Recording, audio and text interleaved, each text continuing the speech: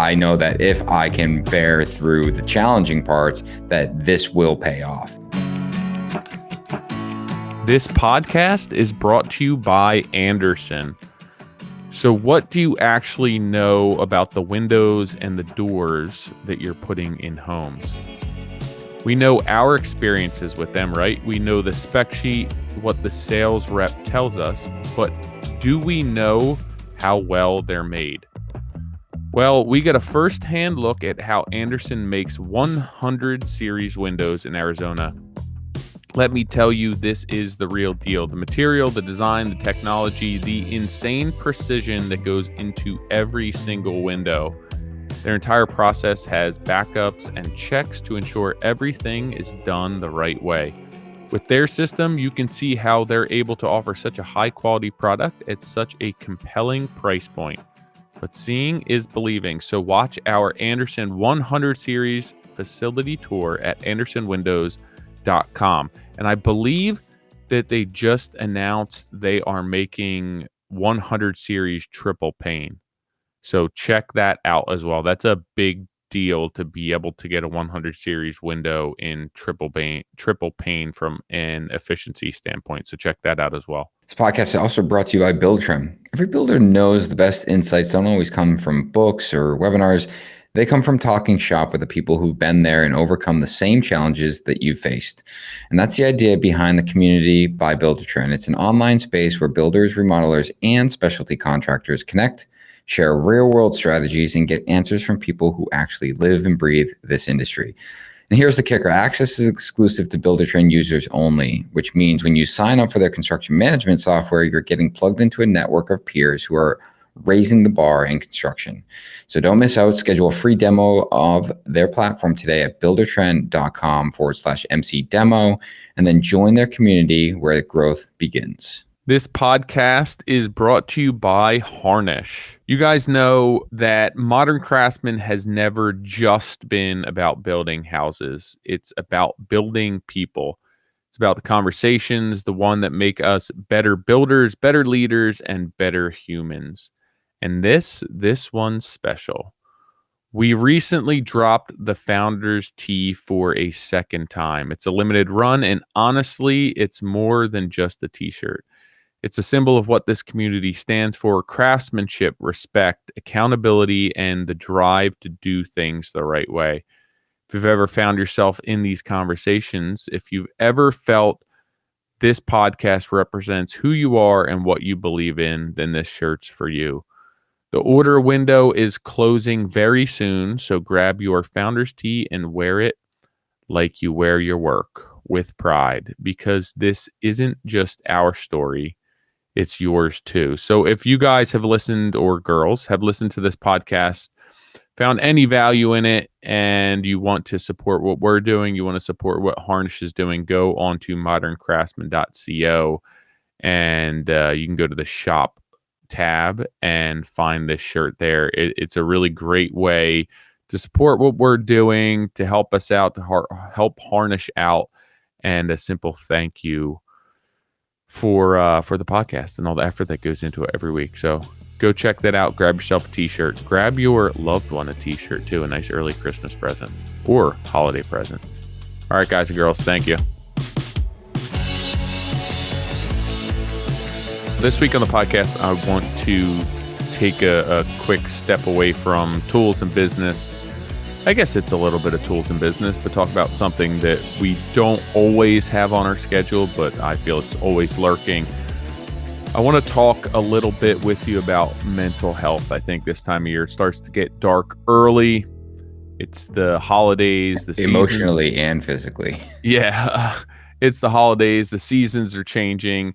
And for a lot of us, the construction industry, I think that this is one of the most difficult stretches of the year when work slows down or it piles up. For me, it always piles up. Money tends to feel tight. You know, taxes are looming, family expectations go up, and we're still just trying to keep it all together and act like everything's fine. So obviously, I am not a therapist. I would not lean on me for being your therapist. I am a contractor. who struggles with this, and I just want to talk openly and honestly about what this season feels like for us in our world, how I show up for my own life, and a few simple things that you can do to help get yourself through this time of year a little happier and hopefully a little healthier. Yeah. I mean, we were just talking about this off offline. I think the idea of rolling into the end of the year, everything starts piling up is, and then you compare it to everyone else. I think that's what we were talking about offline, is just like the comparison of what other people are doing. And it's really easy to get trapped in that, where, it's, you end up hyper focusing on one thing that someone else is doing really well, not realizing how everything else is going. And it's mainly because for me, like, I'm struggling with that one thing that they do well. It's like, well, why can they do it and I can't? And it's like, yeah, but dude, they're not doing anything else and you're doing all these other things. Your priorities are not there. And I think, and when we think about, or when I think about mental health, I do think that's what a lot of it stems from, is the comparison. It's the feeling inadequate in certain aspects of your life. It's the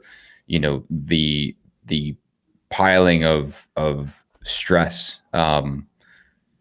And I feel as though I've done a pretty good job communicating how I deal with that, and especially around, taking risks and going after big projects. And I think that mental health is oftentimes, you know, can be related back to this comparison issue, or feeling inadequate, or the mountains of stress. And for me, I've talked a lot about that recently, where I think about, the decisions that I've made, the investments that I've made, the projects I've taken on. You've said it, where it's like, you handle stress really well. Like, when stuff is going bad, you kind of just accept it for what it is. But I still come back to this imposter syndrome. I still come back to this, idea that this is just really challenging, and why am I doing this? And it could be so much easier. I still struggle with the comparison of what someone else is doing, and wishing I could do that better. And yesterday, I hit that point. And I feel like I always do come right back around, where it's like, nope, this is the path I'm on. And, you know, a friend of mine is going through a really difficult time, primarily financially, business decisions, and it's impacting his marriage. And we chat on a pretty regular basis, and my questions, I kind of dance around the whole business side of, like, at the end of the day, like, whatever happens in the business happens, but how are you and your wife doing, and how are you sleeping? And I try to come back to that, because, like, that's what matters. Yeah. And for a long time, he wasn't sleeping. Him and his wife were at odds with one another, and I hated that. I hated that for him. I knew it wasn't what he wanted, but I knew that he was just under this intense amount of stress. And I forget what podcast it was, but Bill Ackerman was on this podcast, and he was talking about when he was at the lowest point in his career. And I forget exactly the stats. I'm going to see if I can pull it up on my phone here. But essentially, he was, he had lost like $500 million or something like that overnight. He was being sued by his investors. He was going through a divorce. And it's like, when you hear someone talk about that, it's like, man, like, that is exponentially worse than what I'm going through. And but like, it's just a couple more zeros. Like, it didn't just get there overnight, It's 100%. all relative. Yeah. And the,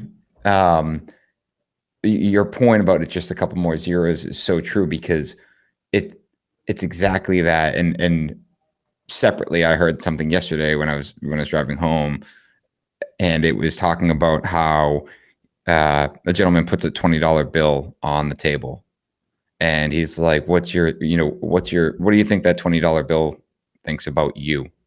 It's like, it means not, it doesn't think anything. It's a piece of paper with a 20 on it. And he starts stacking, and he basically started stacking the 20s up. And he goes, your relationship with what is on the table is changing the more that is there. And it's Yeah. all emotionally driven. And if I put, $10,000 $20 bills on the table, your emotion to that money changes, because all of a sudden you start clicking into this idea of, what can this money do for me? Yeah. But that money means like it doesn't feel any particular way to you. And where I'm going with this is, we attribute so much of what we do and how we feel and the emotions in our life to the financial well-being of what we're going through. Well, I mean, And I feel like we've been like, that's life, and we've been groomed. mhm, Like, that's just society, and life costs money. And I mean, for me, that's where most of my anxieties come from. And it wasn't always that way, and I've done things in my life to quell that as much as possible. But I think that ultimately that it comes down to, a lot of times, money. And realistically, you should be more concerned with health, mental, physical, relationships. And that's easier said than done, because money and thoughts of money can be absolutely consuming. But yeah, it doesn't get there overnight. I've told this story before, but working for my plumber, or working with an older plumber of mine on a job, and it was on a pretty nice house, and the people obviously did well. And I was like, I just wish that I was young. I was maybe 28, and I was like, I wish that I didn't have to worry about money like these people. He's like, these people worry about money the same that you do, just more zeros. Like, it didn't get there overnight. And it's the same concept you're saying. The more money that gets down, the different your relationship with that, how you feel about that money, is different. And that $20 to a kid is going to mean something. That yeah, $20 might not mean something to you, but it just changes. But ultimately, it is just zeros. But that's the life that you created. That's everything that you wanted. I saw something recently where it's like, you're so upset, and you're so tired, and you're so stressed out, and it's like, you're so lucky to have these problems, yeah, because this is all that you ever wanted in life. Like, this mhm, business, the family, this is why everything is the way that it is, and that's all that you ever wanted.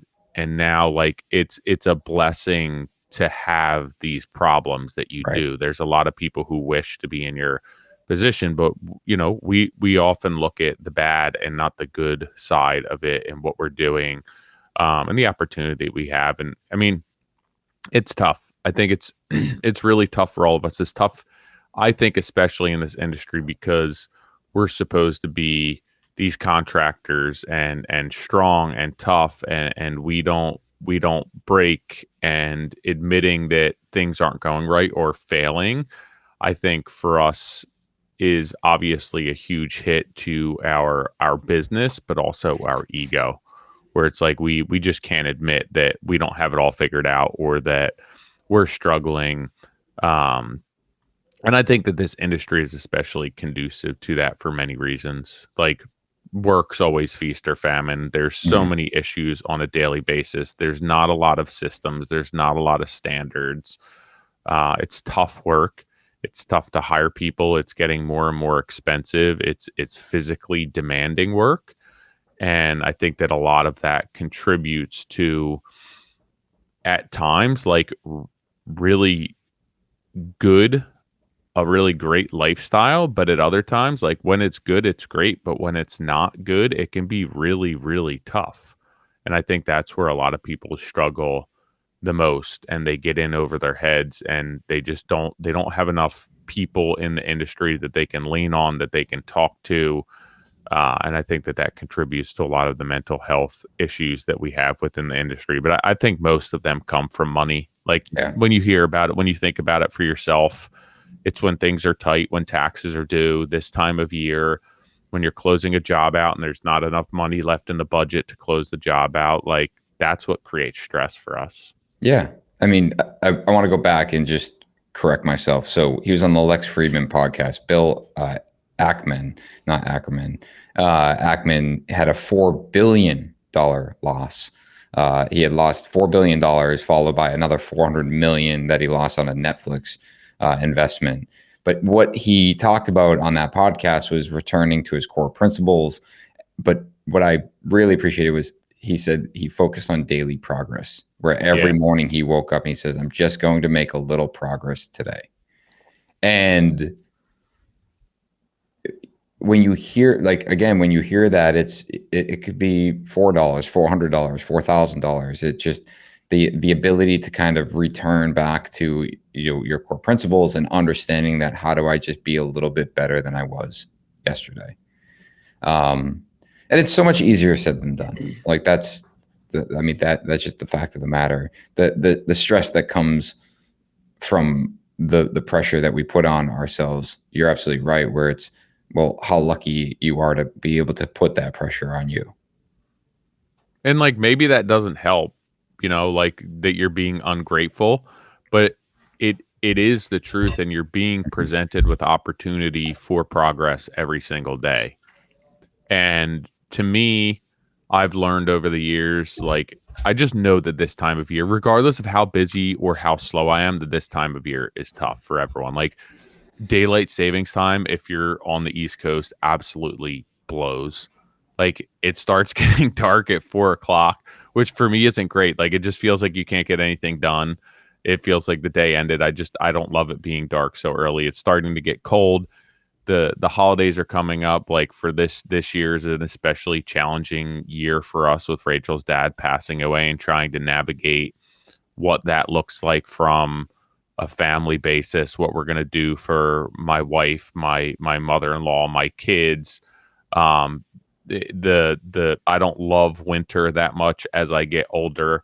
Obviously, the downtime around this time of year and scheduling everything is insane, and all of this for me winds up accumulating to be the most stressful part of the year. And I think a lot of people say I'm going to start the new year over. For me, the this time of year, the holidays, and then the new year is always the most difficult because of all of those things. And then couple that with the downtime, and I'm like, oh, now I just get to sit here and stew in my shit and not work and not stay busy and think about all the progress that I want to make, and I don't get to put the wheels in motion, and I don't get to actually make any sort of progress, and it becomes very tough for me. But I think a lot of people feel those same pressures that I do, regardless of level. And you can't, like you were just comparing, you can't say that, well, so and so has it worse than me, so and so has it better than me.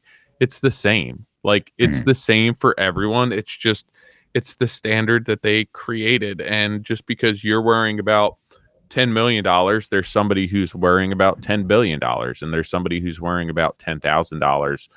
That amount is really peaked as far as their risk tolerance and what they're able to deal with on a daily basis. And it's not any different than, you know, my kids worrying about $100 when I'm worrying about $100,000, or somebody's worrying about, you know, $100 million. It's all the same. You didn't get there overnight. And I think that you have to maintain that perspective and realize that, like, yeah, it is only money and there's ways to come out of this, and that you have to focus on what gets you through every day. And I'll tell you, it's probably not dwelling on what's creating the stress in the first place. It's just so hard to get away from it. Yeah, I think for me, I just want to know, like, I think the idea of just understanding where you're at every day. Like when it's like when you avoid looking at your bank account because you know that there's not enough money in there. It's like, I'm not even going to look because there's With not. regard to yourself, or with regard to everyone else? No, with regard to yourself, where it's like, if you look at your bank account every day, then you focus on, like, I need to get more money in it. I'm gonna save more money. But when you ignore the problem, it seemingly compounds. And I think that that's what a lot of people will do, is they just ignore it and allow it to compound, myself included, on certain aspects. It's just like, I'm just going to figure this out and I'll come back. I'll look at it later. Where the reality of what I like, where I make the most progress is when I sit down and map it all out and look at it. Well, yeah, I I mean remember, that's the problem, and that's what got anyone there in the first place is I'm just going to figure it out. And think about it from any financial investment that you ever made in your life. If you mhm, sat down to buy a car and you mapped out what that looks like and how many hours you need to devote to that with your profit to pay for it, that it's not costing you money, how much extra work, you would either be confident or not confident in that purchase. But what we mhm, do as business owners and say like we just get to the point we figure it out. And it's mhm. like don't look, I'll just keep paying for it. I don't really know how this is going to affect everything and we'll just figure it out and after 5 years it'll be paid off and then it'll be something else. But like that's how most of us make the decisions. One or two of those decisions fine, you will figure it out. But when you make 10 of those decisions, then you're almost forced not to look at shit and keep going because you're like, I don't know how I'm going to figure this out. And that's just going to stress me out looking at it. And then, yeah, it does compound itself because you don't actually know how to get out of there. And I feel like you're just spinning your wheels. Yeah. Yeah, and it's the worst feeling because, I mean, I remember years ago I had a pile of bills on my desk, and it was like a bunch of personal bills, and I kept avoiding it forever. And finally, I sat down one day. I'm like, I need to go through this stuff, and come to find out, I had thought I had 30 bills on my desk. It was the same 5 bills that they had just sent me another copy every month, and it was Yeah. like a couple $100. And I was like, damn, I had stressed out about that pile growing week after week after month, and it was like $1,000 or something like that. When Yeah. it was all said and done, I was like, why? Like all that time and stress that I had like accumulated was just completely unwarranted. Yeah. Definitely worth it. Hey guys, real quick, head over to moderncraftsman.co. Make sure you sign up for our newsletter. Every week, we're dropping not only behind the scenes content, but also sharing some of the actual templates and tools that we use in our business completely for free. Last week, I shared a Google Doc that walks through the entire pre construction process that we run in our business. And I just shared the document with everyone in the email list. Completely free. You can take it, steal it, use it, implement into your business. But we do that on a regular basis, weekly, but you have to be signed up for the newsletter. It's the only way that you get this stuff.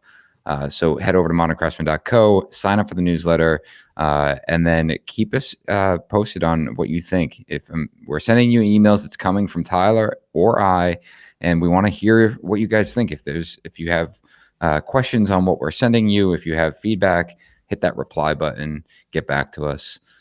We always appreciate that. So we'll get back to the discussion now. I think also that like just understanding what's going on in your business is really important to maintain that mental clarity for me. Like Hmm. so when I look at when I get the most stressed is when I feel that there's not enough time to get done what I have to get done. Like that's the big thing. And it doesn't matter what it is. It could be me getting the kids ready for school in the morning. It could be me getting to the job on time. It could be me closing a job out before a certain date. When I begin to feel that I don't have enough time, I start to get really stressed out.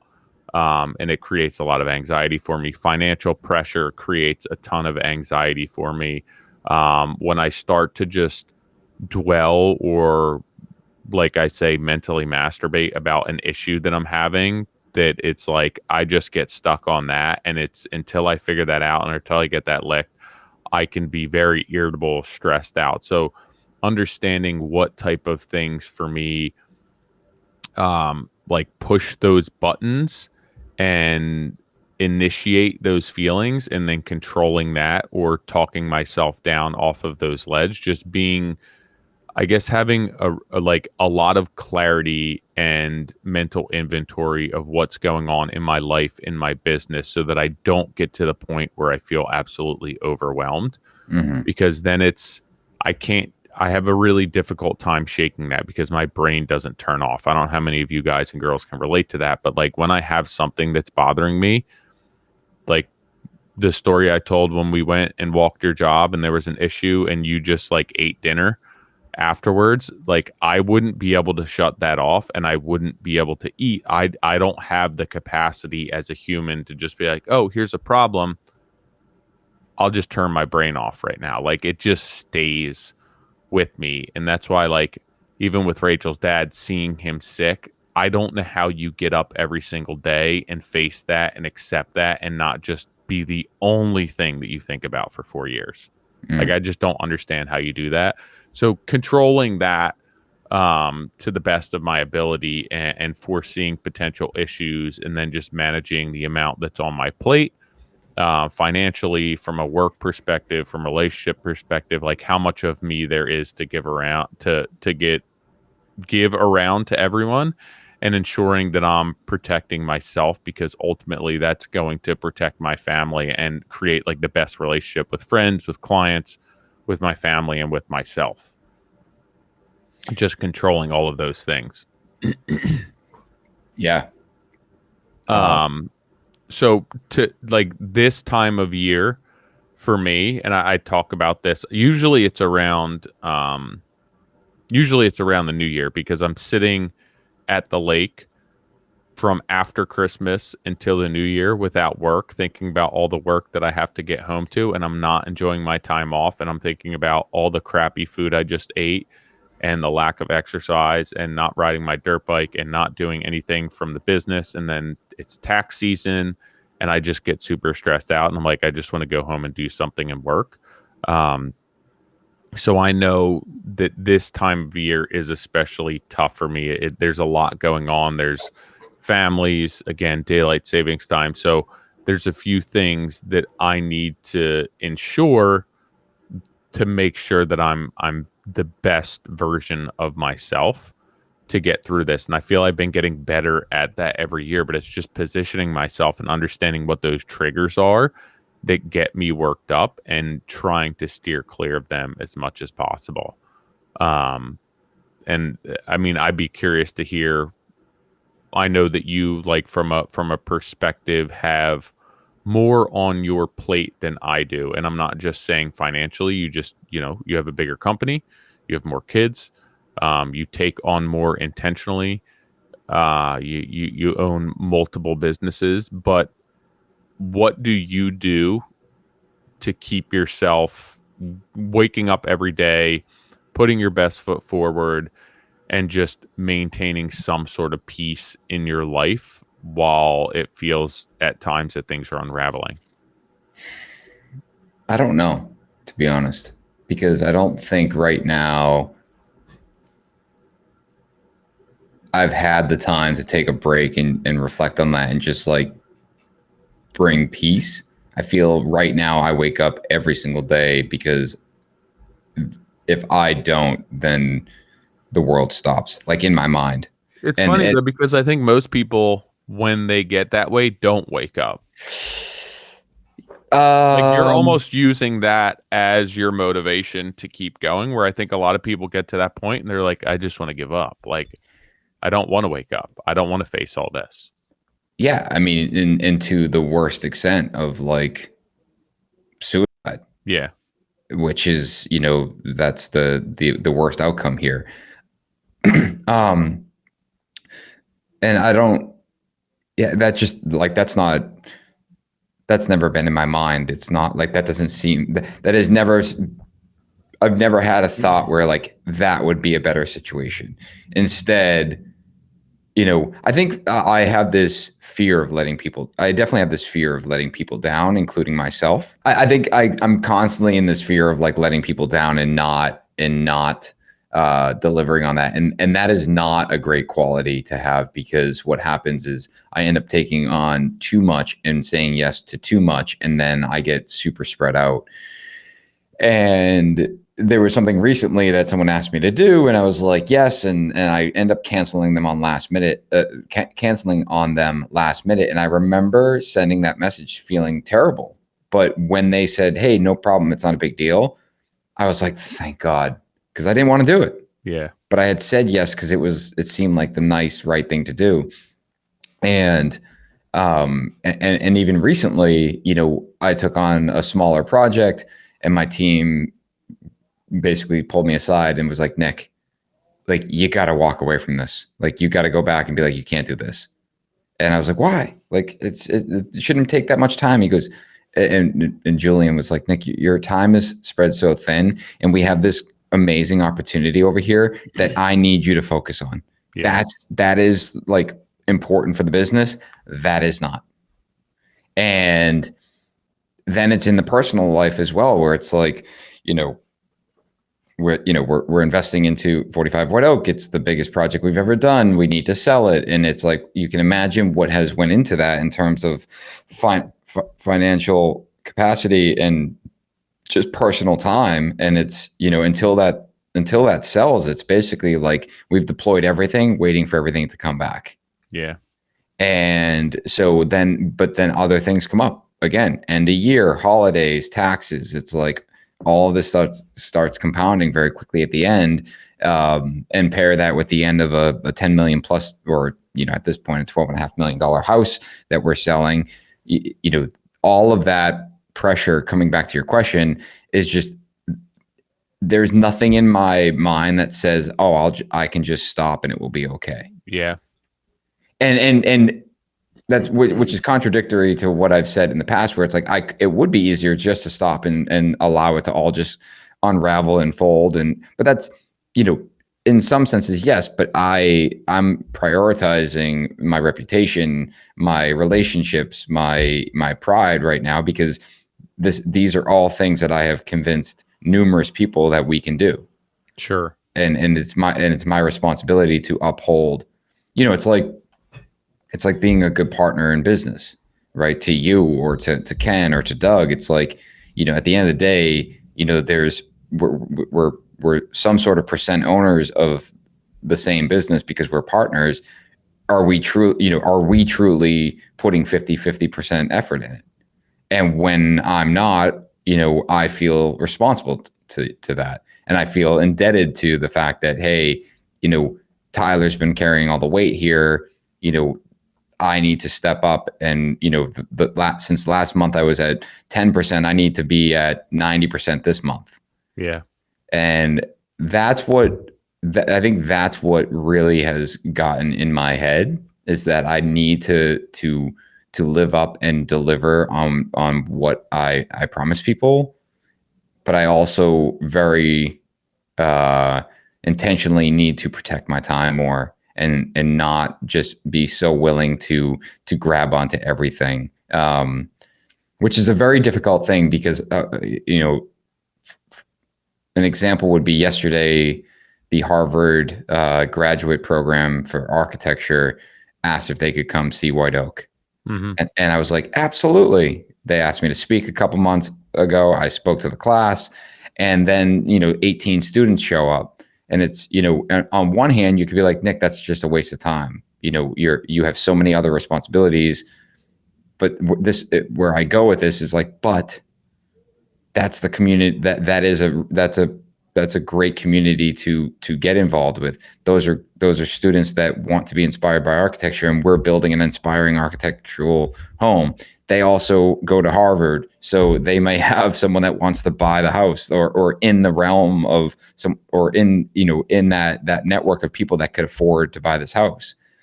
And that's where I get in trouble, because I see the potential in every decision I make, Yeah. and how it can compound. And which is like, I think it's the never ending balance of, how do I say no to more when I see opportunity in everything? Well, I think the key for you, outside looking in, also in the lessons to be learned where there's progress in life and as a person, is to create a business and a lifestyle that allows you to make decisions that aren't 100% financially driven. Yeah. Like, even for this example, right? Just to have those kids there because you have an architecturally inspired project to inspire another generation of future architects, designers, builders, whoever they may be. I think that should be enough. Mm-hmm. And like, if you can create a life and a business where it's like, I want these 18 kids to come toward this project, to be inspired to push their limits of design, of building, of finance, whatever it may be. If you can create a lifestyle and a business that just supports that and it ends there rather than like, well, maybe I can tap into their network. I think that Hmm.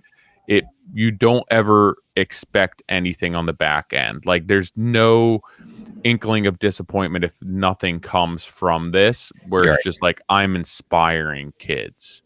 Yeah, and I think I go into it with that mentality is like this is for the kids, and I'm not. There's no disappointment on the back end, but I think the I justify The it time. the time because I know that my time could be served better elsewhere. Sure, but that's just because of the position that you're Mhm. in at this point. Right. And I think like it it comes down to balance, and that like you said, if you're 50-50 owners and you feel that you are 10% one month, you need to be 90 the next month. Like that's life, that's business, that's marriage. It needs to be 100% by all parties on average for it to work, but that doesn't mean that it's going to be 50-50 every month. Doesn't Hmm. mean that it's going to be 50-50 every day. It's just being cognizant of that. And I think that if you get to a point where you're okay with, hey, it's just going to be 10% this month, and then I'm going to carve out some time that I can dump more of my effort into this. And I think that's a business decision and a really good concept and principle to have, but also free time and personal life, right? Where it's like right now you don't have an opportunity to do anything really for yourself. It's work, providing, kids, sports, like kid sports. You go to the gym in the morning, but other Hmm. than that, you're not giving yourself that 50-50 split. You're not giving yourself a 90-10 split. It's 10-90 every Yeah. single month. And I think that's when it gets tough for people. And that's when it gets tough for me, when I just feel that over and over and over again. It's a 10-90 split, and I'm giving everything that I have, and I'm not getting enough in return. And it's the same thing where it's like 10% work, or 90% work, 10% me time. Like that's just not enough month in and month out, and you got to create more of a balance there. And it's work, it's life, it's family, it's being able to reduce the amount of guilt that you have, that this is all you're putting your time into right now. If next month you had more of a balance and the time with your family was less distracted, or there was just more time with your family, or it wasn't as though you were stressed out because you have to spend time with your family. And I'm not speaking to you in particular here, but I Hmm. think that that's what creates some mental peace for me, where I can make decisions to do things on my own and I don't feel guilty about them. And I know that if I do begin to feel guilty about them, I probably shouldn't be doing them, right? Where it's Right. like, well, now you're taking too much time for yourself. Hmm. Um, I don't think you've positioned yourself in order to do that, to maximize just peace within yourself. And I think you're right. This is a season, and it's just ensuring that this isn't every season of your life. And it goes both ways, right? You can't just take all the time for yourself in the world, but it does have to be a balance at some point. And it can't just be like, oh, Totally. it's going to be 18 months of just grinding it out with no time for me, because I think that's when people get tired and exhausted and they can't see the end. Like there's no end in sight. And I Hmm. think that's when you start to get really anxious. That's when you start to get really depressed. And that's when mental health takes a huge hit, when it's like, I can't see myself getting, I don't know when I'm going to get out of this. And that's a really, really heavy feeling. And I Yeah. think that that's where most people run into trouble, when the idea or the vision of potential or progress or the end is just not a vision. Like they can't wrap their head, or that's how I feel on projects, right? Where it's like you're at the point in the project where it's like, I just don't see this fucking thing ending. How am I Hmm. going to get out of this? How am I going to, like, there's so much work left to do. And I think that's when you need to buckle up and you need to re-energize and you need to find the motivation to just make progress every day.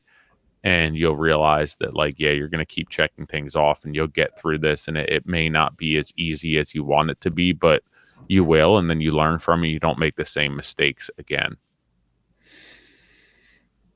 Yeah. I think a lot of, you know, what you're describing is like it's very short-sighted, where it's, I think oftentimes, like when you are in a tough position, you think, what's the next 1, 2, 3 days going to be? What's like, man, like how am I going to get through this part? Or, or this bill is due tomorrow and I don't even know how I'm going to pay that bill. When you zoom out and look at 12 months or 6 months, and even if you look backwards or forward, it's like, man, like those months went by pretty quick. And, and ultimately it all worked out. And I think that anxiety steeps in when you focus, like when you are so focused on the very immediate need of whatever is driving that anxiety. And that's why I think for me, I always bring myself to a point where it's like, I gotta zoom out. It's like right now this is hard, but if I zoom out, eventually, like I do see the end. I don't know when that end is in particular, but I know that if I can bear through the challenging parts, that this will pay off. The issue is oftentimes that payoff comes and that goalpost gets moved, and then it's like you almost forget to celebrate the fact that you got to that point. And that, I think, is a quality that a poor quality that I have, is that even when I accomplish something, it's immediately drowned out by the fact that, I've moved the goalpost, and that is not enough. And I'm only reminded that is enough when it's hard again. It's like we said earlier, so much of this is self-inflicted, and it's what we want and it's all we ever dreamed of. And then we get into it and it's like, wow, this is a lot. But if you continue to remind yourself that this is what you're working so hard for, this is the vision. I've always been of the mindset where it's like, I'm going to do something with my heart. I understand there's a financial analysis that has to be done to make sure that you're not just making terrible decisions. But if you believe that it's the right thing to do, regardless of whether you're successful or it fails, doesn't really matter, because it's truly what you wanted to do. And the fact that it didn't work out, it was meant to be. And you went after it, and there's lessons to be learned from that. And there's a ton of value there. But if you follow your heart and you do what you feel is right, and you continue to work hard to make the best of the situation, you can't have regrets about it. You can't beat yourself up about it, because it's what you wanted to do. And this is everything that you wanted, and everything that you've worked your whole life for and built up for. And to constantly remind yourself of that these struggles that you're going through, this is everything that you ever dreamed of. And you just have to see it through to the other side. For me, a lot that helps, again, just managing risk, understanding that finances stress me out. So something I did a couple of years ago is I just have Rachel pay all of our bills. Like every month, seeing everything that was due stresses me out. Like credit card, business wise, mortgage, insurances, everything. Seeing how much money goes out every month stresses me out. So I switched to having her pay all the bills, and like it's most of it is automated. But I'm like, I also don't want you, when you need to pull money out of the account, I just want you to do it. Make sure there's enough there. I'll see it when I go in. But like, if you come to me and you're like, I need $20,000 today, regardless of what's in the account, it starts stressing me out. So I'm like, just whatever you need, make sure that we're in a good place. If there's a conversation that needs to be had, let's have that conversation. But I don't want to be a part of just looking at my finances every single month. So I know where we stand. It's the same thing with our investments. Like I look at our investments maybe a half dozen times a year. Like, I Mhm. don't want to do more than that, because when it goes up and it goes down, and that's like Rachel's dad would look at and her mom every single day on their phone. The market did this, the market did that. Like, that stresses me out. I don't Yeah. want to. I'll look at it when I need to look at it, and otherwise I won't. I try to not work 80 hours a week anymore. Like, it wasn't good for mental health. It wasn't good for my physical health. I create boundaries. If I need to take time off, I take time off. I've diversified my work to have less eggs in one basket. That's been really helpful for me to have multiple revenue streams for myself. That if I don't want to take a job, I don't feel as though I'm forced to take a job. I can go make money doing something else and just split my time up. A couple of years ago, I got rid of all my full time employees, which was a huge stressor for me. And I just had to structure my business differently in order to make that work. I started exercising more. I started eating better. I started sleeping more. I started riding my dirt bike more.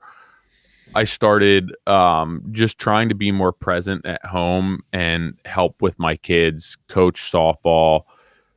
I understand my capacity. There's a handful of things that I do that have helped me maintain the best well-being that I can, but it's just through struggles that I've realized this. I mean, when I was 23, I stopped drinking because I felt that it wasn't conducive to mental health, right? I just Mhm. got done, or actually I was still in college, because I did a 5-year program and I dropped out for a bit. So I stopped drinking before I finished up college.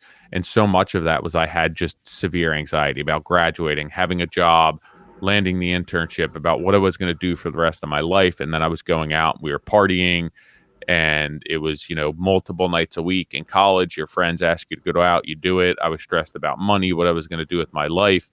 And I was starting to go to therapy. I was starting to test medication, and I was like, this seems very counterproductive to what I want to be doing. So I stopped drinking when I was 23, and it was really hard at first, not drinking, but now all of the anxiety that I had in life, trying to understand how to navigate life without that crutch, where Mhm. it's like, no, you're stressed out about something and your friends ask you to go out and you can go put it off for another night. I wasn't able to do that anymore. And then at that point, I was like, well, now dig into yourself and find out why you're anxious, why you're stressed out, why you're afraid of life and getting on a path. And so I had to face all of that without any sort of crutch, while trying to figure out myself mentally and testing different medications. And it was a really, really hard, difficult part of my life. But 5, 10 years later, it was so much better. And now it like continues to be so much better. So that's the same thing, even with physical health, eating well, like drinking, regardless. And this might be a hot take, but regardless of whether you are leaning on alcohol as a crutch, or you're just doing it socially, or you drink on the weekends with your friends, like, to me, that's something that you could kick out of your life and it will make your life so much better. Mhm. And I don't see any physical or mental benefits to people drinking, regardless of how much you are. Like, there's been studies of how bad it is for you.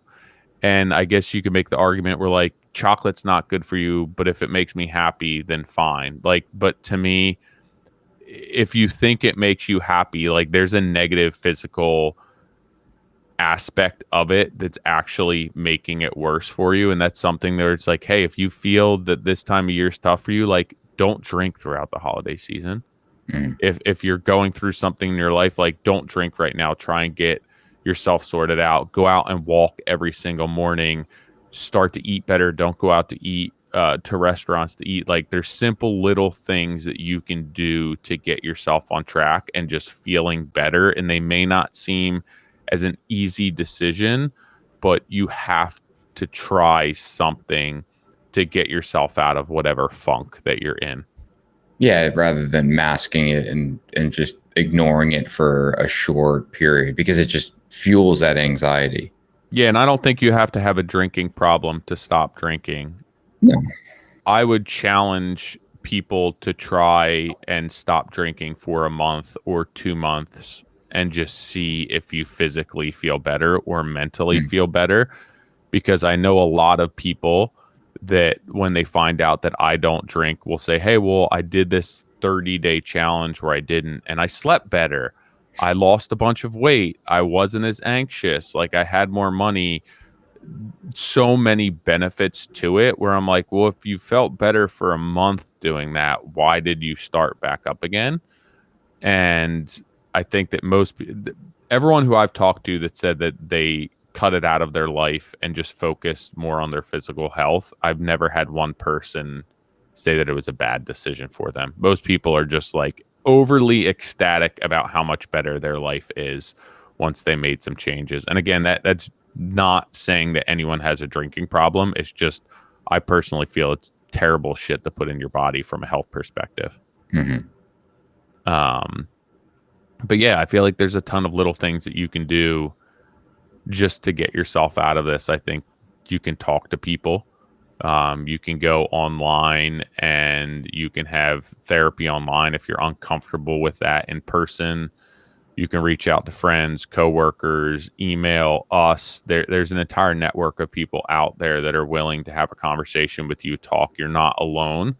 And I think that you have to really exhaust your resources and you can't just sit back and say this will change once this happens. If you don't do anything, it's not going to change. Nothing changes if nothing changes.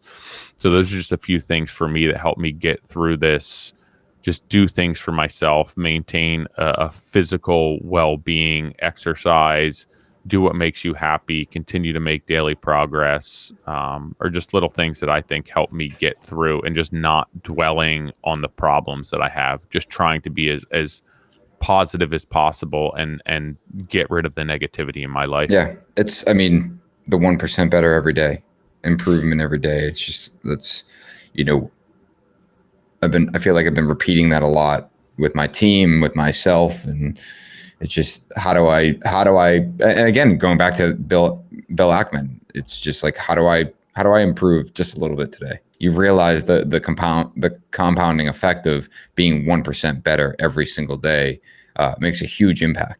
It's so easy today to get on your phone and compare yourself to what you're seeing people portray themselves as, and Hmm. you don't actually know what's going on. So if you need to get off social, like do whatever you have to do to not compare yourself to what people are portraying themselves as, because one, you don't really know what is the truth in that portrayal, but two, it's just also absolutely irrelevant. And it reminds me of a story where I watched a documentary years ago before Donald Trump was president. And he was walking outside of a building in New York City, I believe, with one of his kids, and there was a homeless man on the street, and he had at this point like $1 billion in personal debt, and he was like, that man's $1 billion richer than I am, Hmm. and he had nothing. And it just comes down to perspective, the way that you want to view your life. And I'm sure that that homeless person would not see him and be like, I'm $1 billion richer than him, when in actuality, like, with having nothing, you actually are $1 billion richer than him. So it does come down to perspective, and everyone has a different perspective. So just make sure that the perspective that you're living your life by works for you. It's all relative. Nobody's in a better position, nobody's in a worse position. They're just in the position they are, and it really has no relevance on you. I like that. Sweet. Well, if anyone needs anything, if you need to talk, if you need some direction, you can obviously reach out to us. Hello Yep. at Modern Craftsman, Tyler at TRG Home Concepts. We don't want anyone. This industry can feel very isolating, and it can be a very difficult industry. And this isn't just for this time of year, although I do feel this time of year is a little more difficult than other times of year. But do not hesitate to reach out. You are not alone in this, and there's always a way out of however you're feeling. Yeah, I mean, let's just be real. Like, this is why we started the podcast almost 9 years ago at this point, is to create community around this. And we get some great emails from you guys at the hello@moderncraftsman.co, looking for advice or just feedback. And, Tyler and I both see those emails, and certainly appreciate you guys reaching out, and happy to chat and jam on something. We want to continue to be a resource for you guys, and a community for our industry. Guys, we appreciate you guys listening. Obviously, men's mental health is a big topic here in November. It comes up every year, but it's definitely something that we want to continue to shed light on, and be a resource for you guys. So please, as Tyler said, reach out. Also, speaking on financing or finances, we have a Black Friday special for our pre-construction course that helps you make more money in your business. It is what we have implemented into NS Builders. It's what Tyler has implemented into TRG Home Concepts. It is how we're bringing in more revenue, which ultimately can help reduce some of that stress in the business. But for a limited time until Black Friday is over, we're offering 50% off of that course by using MC50 on checkout. So there will be a link in the description, but if you head over to moderncraftsman.co and click shop courses, brings you right to the pre-construction course. It's 50% off. Now, here's the added benefit of buying today. That course is typically $1997. It'll be $998 today, but we are launching a completely brand new version 2 of that course, which is going to be more information and more of a step-by-step. Here's exactly what you do, how you do it, and how we do it, and including more information and more of the documents that we're implementing in our business.